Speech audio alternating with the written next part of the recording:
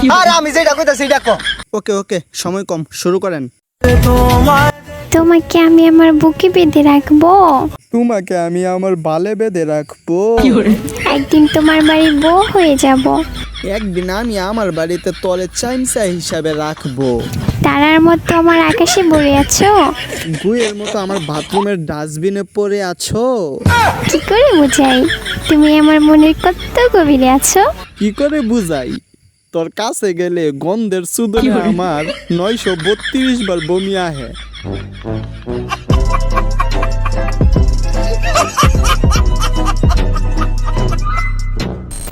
Guys, চাইছিলাম যে এই খাঙ্কি মাগি যদি কোনো সময় রিপ্লাই দেয় আমারে, তাহলে ওরে নিয়ে হিরে একটা ভিডিও আনবো।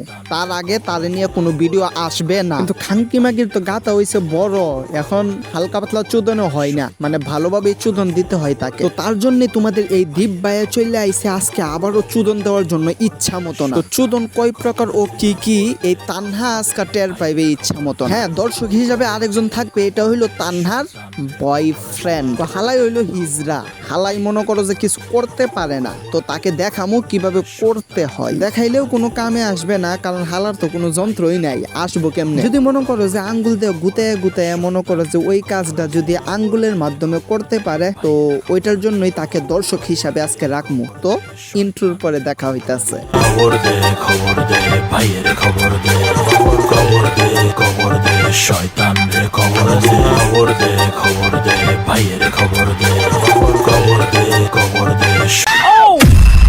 হে guys, welcome back. I hope কি তোমরা সবাই ভালোই আছো, এন্ড আমিও আল্লাহর মতে তোমাদের দোয়া এবং ভালোবাসা আলহামদুলিল্লাহ ভালোই ছিলাম। কিন্তু আজকের রোস্ট ভিডিওটাতে মনে করো যে হজ মশলা একটু বাড়াইয়া যদি চুদনটা ইচ্ছা মতো না দিতে পারি, তাহলে আরো ভালো হয়ে যায়। দেখো, প্রথমে একটা কথা বলে রাখি, যে কথাটা হইলো এরকম যে ব্যাকগ্রাউন্ডে যে গেম প্লেটা চলতেছে এটা মূলত আমার। এখন আজকে যারে রোস্ট করতে আসছি, তো ওই বান্দিরে আমি বইলা রাখি, তুই তো খানকি মাকি আমার গেম প্লে করার যোগ্যতাটাই অর্জন করতে পারস নাই এখনো। দেখ, প্রথম কথা হলো যে আমি একজন রোস্টার। হ্যাঁ, এখন এটা বলতে পারোস তাহলে গেমিং চ্যানেলে কে ভিডিও আপলোড করে? তুই যদি আমার গেমিং চ্যানেলে যাস তাহলে দেখতে পারবি যে এক সপ্তাহ পরে পরে একটা করে ভিডিও দিলে দেই না এলে না। এই যে আমি এক সপ্তাহে একটা করে ভিডিও দিই, মানে এই সপ্তাহে মানে একটা গেম প্লে কইরা, মানে এক ম্যাচ গেম প্লে কইরা সবাইকে নিয়ে আইরা ওই গেম প্লের মাঝে মনে কর যে ভয়েস টয়েস দিয়ে আইরা ভিডিওটা আপলোড করি। হয়তো পারে মনে কর যে সময় সিজন চেঞ্জ হয় ওই সময় হয়তো বা একটু খেলতে পারি। এখন আমার মূল কথা হইলো যে এই দেখ, আমি যে গেম প্লে ওই রকম ভাবে করি না বা ওই রকম ভাবে রেগুলার খেলি, তারপরেও তুই একটু খেয়াল করে দেখিস যে আমার গেম প্লের যোগ্যতাই তুই অর্জন করতে পারস না। হ্যাঁ, ভিডিওর মাঝে আমি মরতে পারি, মানে আর কি ওইগুলো ইচ্ছাকৃত ভাবে মরি, মানে আর কি ফান করার জন্য বলতে পারো। আমার ভিডিওগুলো বেশিরভাগ সময় স্ক্রিপ্টেড হয়ে থাকে আর কি। এখন মূল কাহিনী যেইটা, দেখো আমি বলছিলাম যে ওই যদি কোনো ভিডিও আপলোড বা কোনো পোস্ট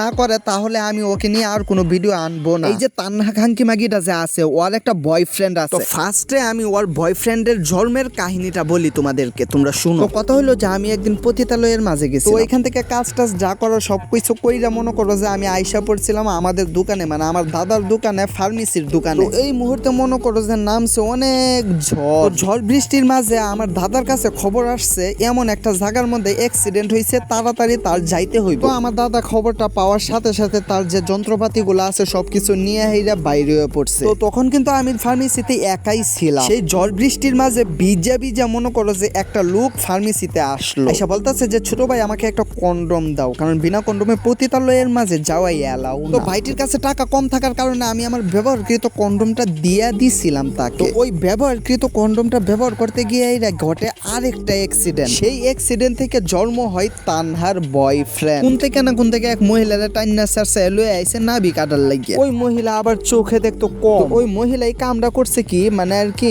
নাভি কাটতে গিয়ে যন্ত্র কাটা লাইছে। তারপর থেকে মনে করো যে আমাদের বেচারা তানহার বয়ফ্রেন্ডের অবস্থা এরকম, মানে হিজরা চুদার। এই জন্যই তো তানহা বলে যে বিয়ার আগেই নাকি ওই তার জামাই হয়ে গেছে, আর হবেই না কি জন্যে, মানে ওইটা বিয়া করলেও যা, না করলেও তা। মূল কাহিনীটা তো বুঝতে পারছো তাই না? এখন আসি মূল পয়েন্টে। আর এই টপিক নিয়ে আমার কাছে অনেক প্রুফ আছে, এক ভিডিওতে জীবনেও সারা সম্ভব না। প্রথমেই দেখো এই স্ক্রিন রেকর্ডটা, এখানে ওই কমেন্ট করছে কপি করলেই ভাইরাল হওয়া যায় না।